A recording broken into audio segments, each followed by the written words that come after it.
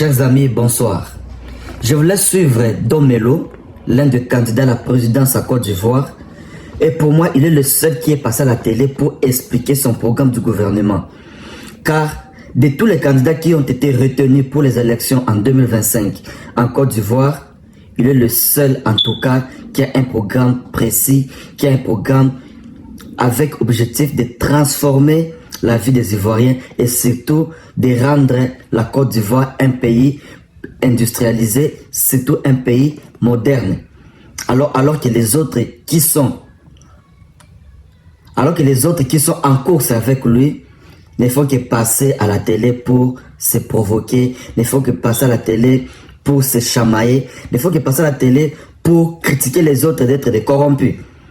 Mais il est le seul qui passe à la télé pour expliquer son programme de société. Je vous laisse suivre, puis nous nous retrouvons juste après.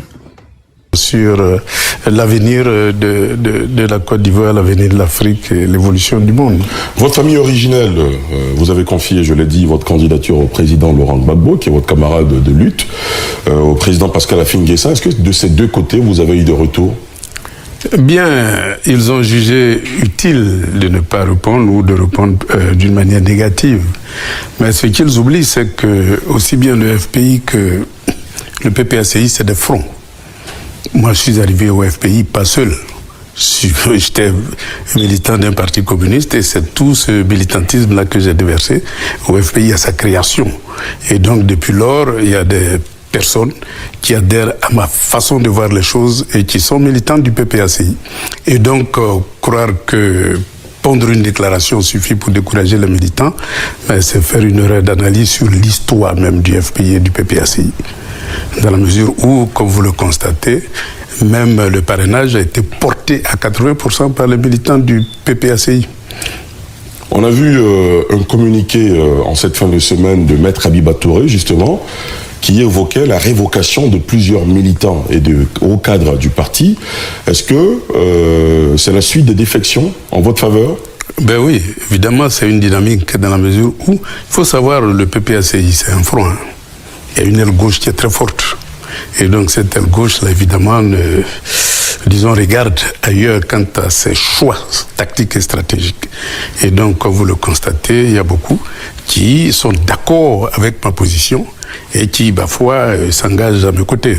Il y a beaucoup aussi, à perdre leur responsabilité. Il y a beaucoup aussi dans ce front qui estiment que vous n'avez pas été cohérent, oui, qui vous donne même le qualificatif de traître, oui, parce que le parti a choisi à une convention à laquelle vous avez pris part le candidat Laurent Gbagbo, et finalement, vous, au bout du compte, à quelques mois de la présidentielle, vous décidez de faire cavalier seul. Donc ils ne comprennent pas votre démarche. Ils estiment que vous fragilisez la dynamique du parti. Ben, le droit à la différence est un acquis de la démocratie. Et donc chacun a le droit d'exprimer son point de vue.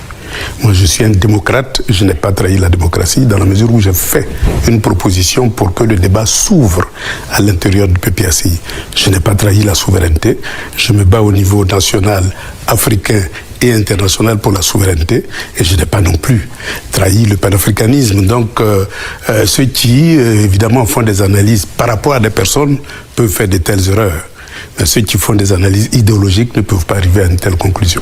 En 2020, on était dans une situation presque similaire. Plusieurs candidatures avaient été retenues, dont les plus illustres, celle d'Henri Konan Bédié, le président du PDCI-RDA, celle de Pascal Affi-N'Guessan et bien d'autres, notamment Kouadio Konan-Bertin. Les deux précités ont décidé finalement de boycotter la présidentielle, et on a eu une affiche entre le président Ouattara et Kouadio Konan-Bertin. Certains se disent, Dom Melo, s'il n'a pas le soutien de Laurent Gbagbo, de Tidiane Thiam ou encore de Pascal Affi-N'Guessan, il se retirerait avant le 25 octobre. Comment vous réagissez? Vous savez, le deuxième parti le plus puissant, c'est les indépendants. Si vous vous référez aux élections locales, vous verrez que c'est les indépendants qui ont ravi la première place dans l'opposition. Never sue the other driver after a car accident. There's a better way to get paid a way bigger check without having to... Par conséquent, c'est valable pour les législatives et les municipales peut-être, mais pas encore pour la présidentielle. Mais vous verrez, dans la mesure où les esprits évoluent, chacun se rend compte que la démocratie n'est pas seulement la propriété des partis politiques, mais que chaque citoyen est libre de faire ses choix en fonction de ses analyses. Moi, je parcours la Côte d'Ivoire, je vais un peu partout, je vois comment les Ivoiriens réagissent.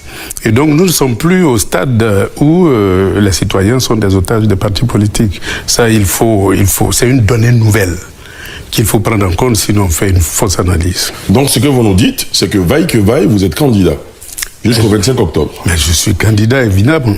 Je suis candidat aux élections présidentielles de 2025.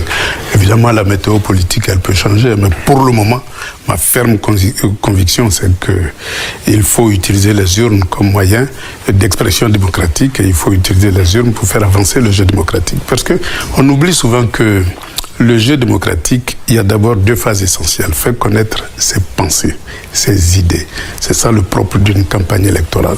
Dès lors que vous avez toujours l'intention d'aller aux élections pour gagner, il est bien évident que vous ratez l'occasion de faire partager vos idées. Mais c'est parce que les Ivoiriens auront partagé vos idées qu'ils vont vous porter au pouvoir. Et donc pour moi, le jeu démocratique, c'est le lieu de l'expression démocratique d'un pays. C'est pour ça que j'ai décidé de rentrer dans le jeu démocratique et puis exprimer mes pensées. Avant d'en arriver justement à vos pensées, à vos idées, à ce que vous souhaitez pour la Côte d'Ivoire, pour terminer sur le contexte sociopolitique, dans l'opposition, il était prévu une marche ce 4 octobre. Finalement, la marche a été annulée. Le PPACI a annoncé une marche pour le 11 octobre prochain, alors que la veille, vous êtes censé ouvrir votre campagne, vous et les autres candidats retenus. Quel commentaire faites-vous de cette situation ? Vous savez, le processus démocratique, c'est vraiment un processus. On a commencé par le multipartisme, et comme vous le savez, le multipartisme, c'est la gestion de l'État par un parti, et pour un parti. Et nous sommes sur le chemin de la démocratisation de la Côte d'Ivoire. Et donc, sur ce chemin-là, il peut y avoir des allers et retours. C'est-à-dire, il y a des moments où la démocratie avance et il y a des moments où elle recule. Et donc, la question des droits de l'homme, lorsque la justice est un instrument du parti État, et que la police et la gendarmerie sont des instruments du parti État et que parfois le Parlement est entièrement phagocyté, eh bien on criminalise pratiquement ses adversaires pour conserver le pouvoir. C'est la loi du pouvoir, hein. Celui qui l'a veut conserver, celui qui l'a pas veut le conquérir. Et donc dans cette dynamique-là, je pense que il faut toujours utiliser la ruse démocratique pour avancer. La ruse démocratique, c'est de vous soutenir. Oui. Par exemple, vous, un autre candidat de l'opposition. Oui. Est-ce qu'il peut arriver que vous, Simone Gbagbo, Jean-Louis Billon et Henriette Labou, arriviez à un consensus pour qu'une seule voix représente l'opposition à cette élection ? Tous les schémas sont possibles dans la mesure où... Le jeu est ouvert. Oui, le jeu est ouvert.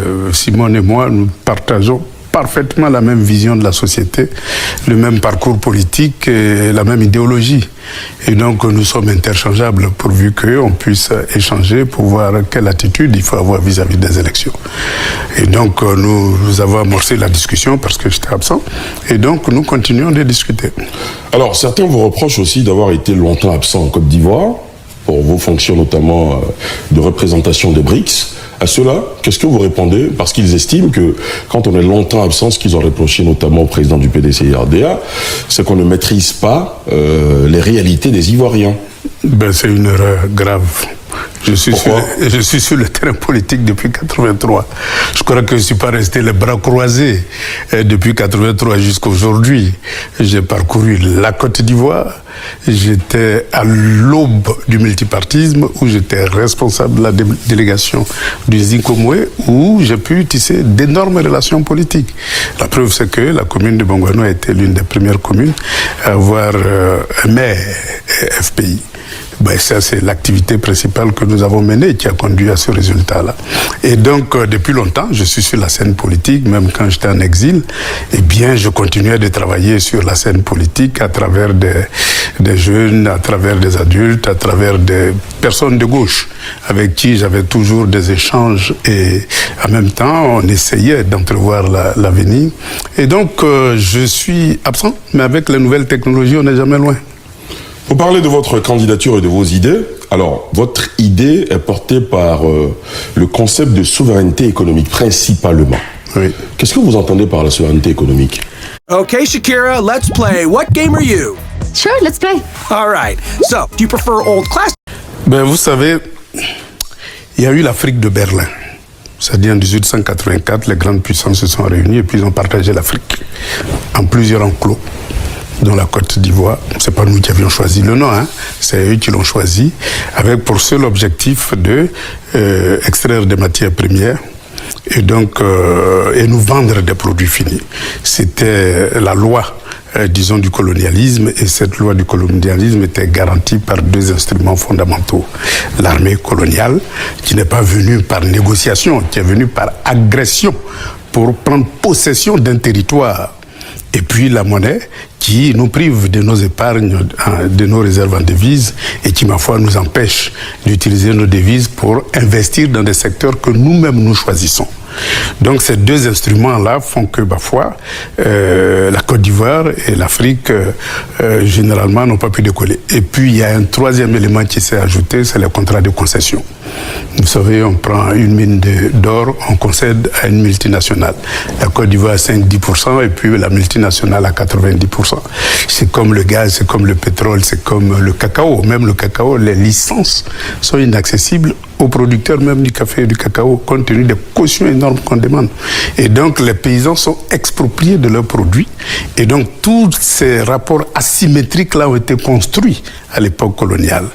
Aujourd'hui, ça a évolué entre-temps. Ben ça a évolué, mais ça n'a pas encore atteint un niveau où on peut parler de plein emploi. Parce que, vous savez, aujourd'hui, il y a beaucoup d'Ivoiriens dans le système scolaire. On a près de 8 millions de jeunes, de CP1 jusqu'à l'université. Et chaque année, on a 400 000 diplômés. Et sur les 400 000 diplômés, il n'y a que 100 000 qui trouvent un emploi moderne et durable. Les autres se débrouillent dans le secteur informel et en exil. Et donc, il est temps de changer de rapport de production entre l'Occident, qui nous a colonisés, et l'Afrique qui a été colonisée. Et ce rapport de production, c'est de passer de l'économie des matières premières à une économie industrialisée de matières grises, où on peut absorber l'ensemble des jeunes qui sortent de l'école. Donc la souveraineté est un impératif catégorique si nous voulons sauver la jeunesse et si nous voulons même transformer l'école. Parce que vous savez, les écoles aujourd'hui, c'est à l'image de l'école coloniale, c'est-à-dire on délivre des diplômes, mais il n'y a aucune qualification. Je prends l'exemple toujours d'un diplômé de mécanique. Au tableau, il est excellent. Mais vous le mettez devant un moteur, il ne sait même pas comment faire pour démonter un moteur. Ça, c'est être diplômé sans qualification. Nous devons changer cette logique-là pour passer des diplômes à la qualification, c'est-à-dire le savoir-faire et le savoir-faire faire. Alors, ça fait beaucoup d'idées que vous entremêlez, qui s'entrechoquent dans ce premier développement-là. Awa Domelo, installé au palais présidentiel, ce serait quoi les premières décisions, si vous en aviez 3? Ben, la première décision, c'est d'abord une loi d'amnistie pour apaiser la vie politique. Parce que vous savez, le multipartisme a engendré beaucoup de frustration, beaucoup d'arrestations, beaucoup de personnes qui ont été exclues de la compétition électorale ou qui sont encore en exil ou en prison. Donc il faut une loi d'amnistie pour apaiser le climat politique et le climat social. Et donc après... Il y a eu des lois d'amnistie par le passé. Est-ce que vous pensez que ça produit l'effet escompté, tel que vous le décrivez? Ben non, parce que la logique multipartisane fabrique ses propres exclusions et utilise tous les instruments. Donc on peut libérer un aujourd'hui, demande en prison 2. Toujours dans la même logique du parti-État. Donc l'amnistie ne réglerait pas le problème. Ben justement, c'est pour cela il faut un État démocratique. Et donc, pour moi, la démocratisation de l'État de Côte d'Ivoire est une nécessité. Et elle passe par la création d'une institution d'inclusion, c'est-à-dire ce que j'ai appelé le Conseil des sages, qui serait, je vais dire, le reflet de l'ensemble des forces politiques, mais aussi des anciens chefs d'État. Et ce Conseil des sages-là va permettre d'avoir une commission électorale indépendante, forcément, puisque on va lui soumettre, je vais dire, la commission électorale, on va lui soumettre tout ce qui est république, c'est-à-dire la justice, etc., pour que les juges soient suffisamment neutres, parce que choisis d'une manière consensuelle, et que la liste électorale soit neutre. Parce parce que choisi d'une manière consensuelle, et que le découpage électoral ne soit pas asymétrique au profit du parti au pouvoir. Donc tous les instruments qui divisent la Côte d'Ivoire doivent faire l'objet d'un consensus national. Et c'est comme ça qu'on peut créer les conditions du jeu démocratique. C'est-à-dire où il y a un arbitre, et puis la République fonctionne normalement, et les libertés démocratiques sont garanties par une justice indépendante. Et dans ce système-là, qui aurait l'opportunité de la nomination des membres du Conseil de Salle, c'est le président de la République. Ben forcément, ça reviendrait à la case départ. Non, parce que les anciens chefs d'État, c'est pas moi qui les ai nommés chefs d'État. On est d'accord. Ils sont automatiquement membres. Les extirper du Conseil. Non, ils sont membres du Conseil d'État. Du Conseil des sages, voilà, et puis les partis politiques les plus influents, ceux qui sont représentés au Parlement, et puis vous avez la communauté religieuse et traditionnelle qui est là, et puis vous avez des leaders de la société civile qui... If you think your child may have autism, it's important to act quickly. At Action Behavior Centers, we want to reduce barriers to diagnostic. Peuvent être choisis pour être membres du comité des sages. L'essentiel, c'est qu'on ait une démocratie inclusive et que le jeu démocratique soit l'affaire de chaque différence, parce que c'est la synergie des différences qui fait le jeu démocratique et non l'exclusion. Dans votre développement sur la souveraineté économique, vous avez touché du doigt une question que vous évoquez souvent, la monnaie, le franc CFA. Exactement. Vous, une fois à la tête de la Côte d'Ivoire, vous engagerez une nouvelle réforme de cette monnaie? Forcément, puisque dans tous les cas, l'Afrique de l'Ouest a déjà engagé des réformes dans ce sens-là. Ils ont mis en chantier... On a revu à la monnaie éco. Voilà, ils ont mis en chantier l'éco, mais vous savez comment l'histoire s'est terminée. Est-ce que l'histoire est terminée? Non, elle n'est pas terminée, mais elle a été mise en mal. Pourquoi? Par l'ancienne puissance coloniale avec notre président. Vous y voyez un sabotage de la France? Évidemment, la France n'a aucun intérêt à se débarrasser du CFA. C'est un matelas de réserve en devises pour la France. Et donc, elle n'a aucun intérêt. Aucun. Et donc, toutes les manœuvres nécessaires pour conserver ce matelas-là, vous savez que nos réserves en or sont en France. Et donc, si vous avez votre réserve en devises en France, vos réserves en or en France, c'est comme si vous travaillez et puis c'est quelqu'un d'autre qui gère votre salaire. Il est bien évident qu'ils ne vont jamais autoriser à ce que vous investissez en étant en concurrence avec celui qui gère votre salaire. Et donc la question de l'industrialisation est forcément liée à la souveraineté monétaire. Sans souveraineté monétaire, on n'a pas les moyens de notre politique. On peut faire de beaux programmes, de beaux discours, mais c'est ceux qui financent, en dernière analyse, qui parfois décident des projets à financer. Et donc, comme vous le constatez ces derniers temps, on a une vague de croissance tirée par le bâtiment et les travaux publics, parce que c'est nécessaire pour évacuer les produits finis de l'Europe vers l'Afrique, mais aussi nécessaire pour évacuer les matières premières de l'Afrique vers l'Europe. Donc, c'est des investissements qui arrangent le système.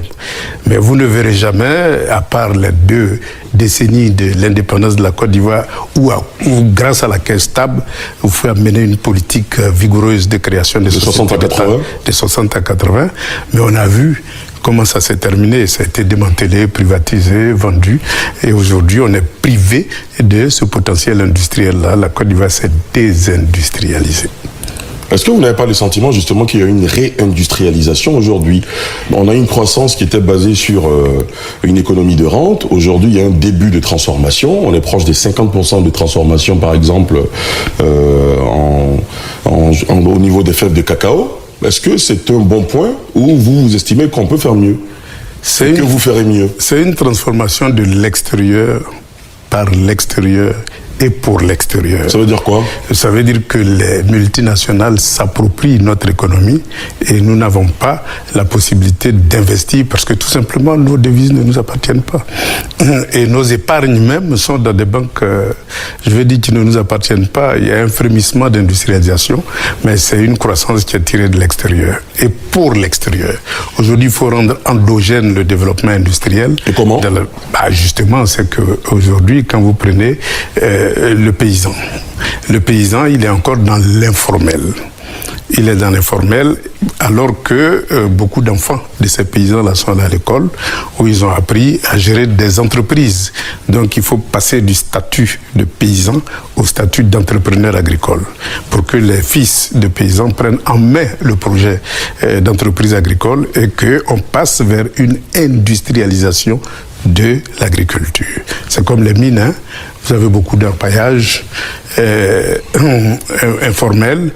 Il est question de donner une forme à tout cela pour qu'on puisse passer d'une économie informelle à une économie formelle. Et c'est tous ces changements-là qui vont permettre d'amorcer, parce qu'on a un gros potentiel en matière d'industrie agricole, et donc nous pouvons amorcer le développement par l'industrie agricole. Évidemment, ça demande beaucoup d'énergie. Parfois, on a de solaire, on a de la biomasse, on a plein de sources d'énergie potentielles pour, développer l'industrie, même en milieu rural, c'est-à-dire le conditionnement des produits pour ne pas que ça périsse en brousse. Ça, c'est le minimum. Et puis ensuite, les semi-transformations et les transformations selon toute la chaîne de valeur ajoutée pour que la valeur ajoutée revienne aux opérateurs économiques nationaux. Il est bien évident que l'une des conditions aussi, c'est les pistes, hein.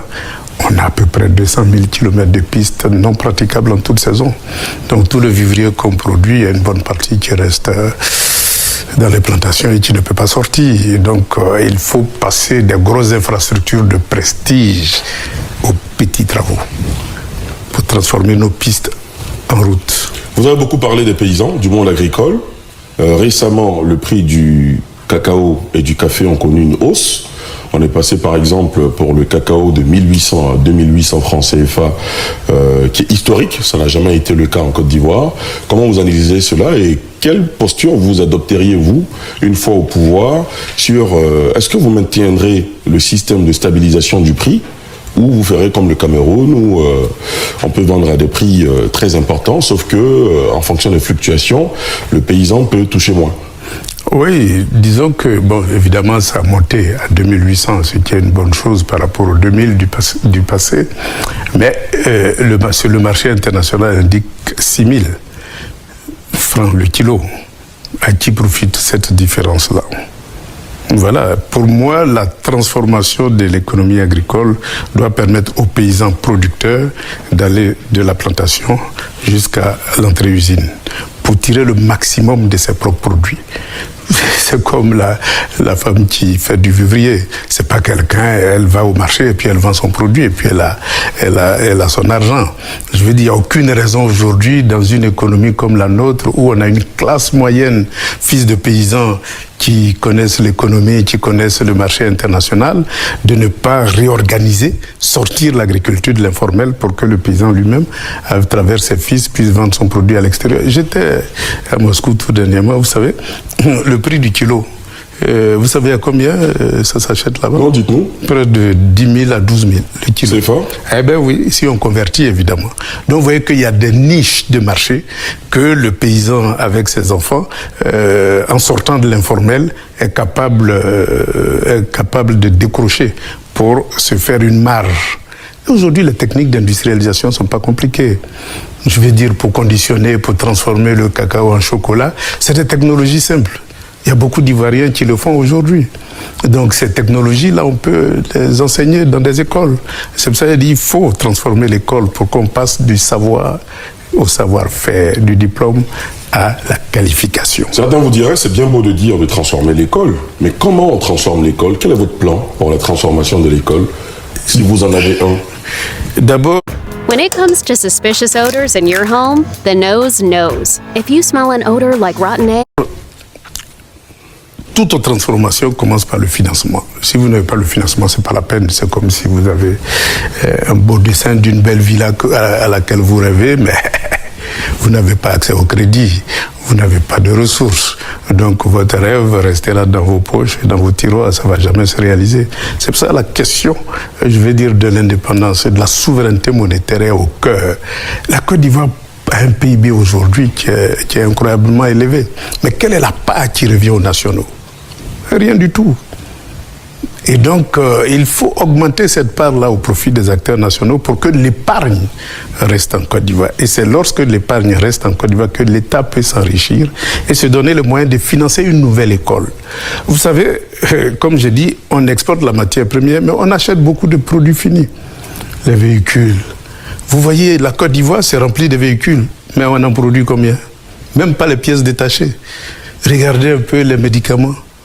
On en consomme combien par jour en Côte d'Ivoire? Mais on en produit aucun médicament. Donc il y a toute une restructuration de l'économie et un nouveau rapport entre nous et l'Occident qu'il faut définir.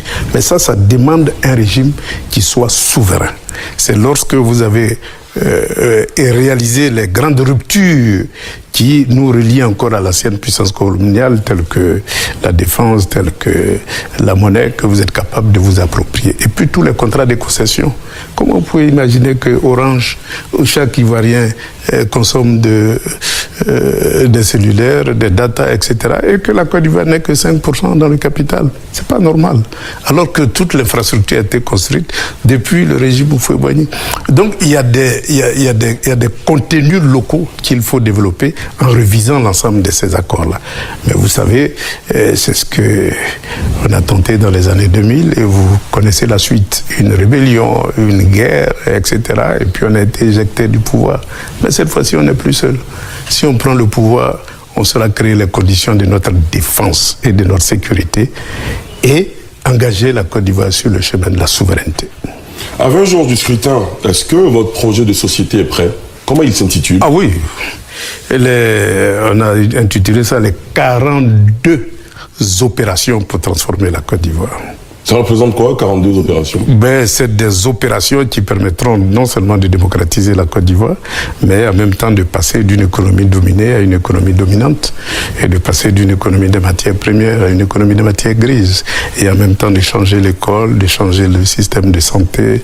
Comme j'ai indiqué tout de suite, il faut développer des technopoles pour qu'on puisse produire localement le minimum. On n'est même pas capable de produire une pièce détachée. Alors qu'aujourd'hui, chaque école, moi je voyage beaucoup, chaque école, il y a des incubateurs, il y a des start-up, il y a tout un environnement qui permet à l'élève non seulement d'apprendre, mais d'innover. Et cette innovation-là permet au pays de se développer dans la mesure où on a un potentiel de brevets qu'on n'imagine pas. Prenez le cas de la médecine traditionnelle. C'est un gisement énorme de brevets qu'on peut développer. Chaque brevet est une industrie potentielle. Et donc, en créant des start-up, en créant des incubateurs, en créant des pépinières d'entreprises et des zones d'innovation, on est capable de booster le développement industriel. On aura même besoin de main-d'œuvre. Dans ces 42 opérations que vous entendez développer pour la Côte d'Ivoire, quels sont les prioritaires? D'abord, le véhicule démocratique dont je décris à travers le Conseil des sages et de loi d'amnistie, et puis les leviers de la souveraineté, à savoir la question de la défense et de la sécurité. Pour moi, les bases coloniales, les bases militaires coloniales ont vécu. Elles n'existent pratiquement plus aujourd'hui. Est-ce que c'est toujours d'actualité? Les accords de défense existent bel et bien. Nous sommes dans un environnement technologique où vous pouvez être, je sais pas moi, en France, et puis attaquer la Côte d'Ivoire à travers les nouvelles technologies de défense et de sécurité. Vous pouvez avoir des sous-marins, vous pouvez avoir toutes les technologies, et puis même, en un rien de temps, vous pouvez transporter, héliporter, ou même utiliser les cargos pour faire débarquer des chars et tout un contingent. Donc, c'est pas la question d'être présent ou de ne pas être présent, c'est les accords de défense. Il faut tout simplement, je dirais, évidemment, on aura toujours besoin de coopérer avec la France, mais à notre condition. Comme je dis toujours, on prendra le meilleur là où il se trouve. S'il se trouve en France, on ira chercher. Mais s'il se trouve ailleurs, on n'a plus de raison d'avoir un accord de type monopolistique sur la défense et la sécurité. Il faut pouvoir s'ouvrir. Aujourd'hui, la Côte d'Ivoire s'est ouverte déjà. Elle est ouverte vers la Turquie, vers la Chine. Mais les accords de défense échouent. C'est ça qui constitue la pierre angulaire et que j'appelle les derniers liens de la colonisation. Il faut les annuler. Si ce n'est plus utile, il faut les annuler. Mais pourquoi ça existe? Ça veut dire qu'il y a un intérêt. Et donc, pour moi, il faut les annuler. C'est comme les accords monétaires. Les accords monétaires, aujourd'hui, si vous voulez commercer avec la Chine ou la Russie, vous êtes obligé de passer par la France, avoir le visa de la France, parce que vos dollars et vos euros se trouvent en France, selon les accords monétaires. Et donc, vous ne pouvez pas outrepasser, je veux dire, ce chemin-là. Et quand un pays comme la Russie fait l'objet de sanctions, SWIFT est impraticable et dont vous ne pouvez pas commercer avec. Or, il y a des choses à prendre en Russie, il y a des choses à prendre au Brésil, il y a des choses à prendre en Chine, il y a des choses à prendre un peu partout dans un monde multipolaire. Nous voulons le meilleur pour la Côte d'Ivoire et non un monopole de l'ancienne puissance coloniale. C'est pour ça les accords monétaires, les accords de défense, il faut... Comment vous pouvez concevoir qu'après 60 ans, plus de 60 ans d'indépendance, on n'est même pas capable de fabriquer un pistolet pour nos policiers? C'est incroyable quand même. Mais tout simplement parce que c'est un monopole, un marché réservé à l'ancienne puissance coloniale. Et donc, il faut développer une industrie militaire pour avoir la capacité d'échapper aux embargos, à toutes les sanctions qui ont frappé la Côte d'Ivoire. C'est ce que je disais tout à l'heure, il y a quand même un début. Parce que moi, selon certaines sources, il y a des équipements qui sont pris en Chine, par exemple, en Turquie, et vers bien d'autres partenaires. L'industrie militaire est une nécessité. Parce que nous sommes dans un monde où la sanction devient une arme politique. Et donc, lorsque vous développez, je vais dire, une politique sécuritaire qui n'arrange pas l'ancienne puissance coloniale, ben vous êtes frappé d'embargo. Et donc, même les munitions, vous ne pouvez plus les avoir. Est-ce qu'il n'y a pas de contradiction? Parce qu'aujourd'hui, l'ancienne puissance coloniale était le premier partenaire commercial de la Côte d'Ivoire. Aujourd'hui, ça ne l'est plus. Donc, est-ce qu'entre-temps, beaucoup de choses n'ont pas changé? Est-ce qu'il n'y a pas un début de volonté, justement, de se défaire de cette tutelle historique? Mais c'est ça, moi, je vais accélérer. À quoi servent ces accords? Moi, je vais accélérer le processus pour qu'on soit libéré. Je vais accélérer le processus pour que tous les contrats de concession asymétriques soient tout simplement révisés au profit de l'intérêt de la Côte d'Ivoire. Parce que vous voyez, si on veut industrialiser la Côte d'Ivoire, prenez le secteur de l'électricité. Mais vous savez combien coûte le kilowattheure d'électricité en Côte d'Ivoire comparé au kilowattheure d'électricité en Chine, qui est notre concurrent immédiat en matière d'industrie. Mais si vous n'êtes pas compétitif en matière d'électricité, vous ne pouvez pas développer l'industrie. Or, le coût de l'électricité est très élevé en Côte d'Ivoire, tout simplement parce que tout le circuit est privatisé. Et donc, ceux qui détiennent ces concessions-là cherchent beaucoup plus de profits qu'un service à l'industrie. C'est comme les télécommunications, c'est comme le carburant. Aujourd'hui, le coût du carburant, regardez un peu. Le litre de super, combien ça fait? Mais allez-y un peu en Chine, en Inde et en Russie, ce n'est rien du tout. Comme je dis toujours, le litre, vous êtes à la station, vous faites le plein, c'est 250 francs le litre. Ici, on a 800 et quelques. Donc, vous voyez qu'en développant des rapports, nous sommes capables d'avoir une capacité, je vais dire, de baisser la cherté de la vie. Et en même temps, une capacité d'avoir un service pour l'industrie. Parce que si vous produisez des usines et que ce que vous produisez, c'est pas compétitif au niveau international, vous allez être écrasé par les géants. Donc, il y a tout un ensemble d'environnements à créer pour que nous puissions passer d'une économie des matières premières à une économie industrielle. Dans les conditions actuelles, ce n'est pas possible. Est-ce que dans vos 42 opérations, il y a un pan important pour les infrastructures?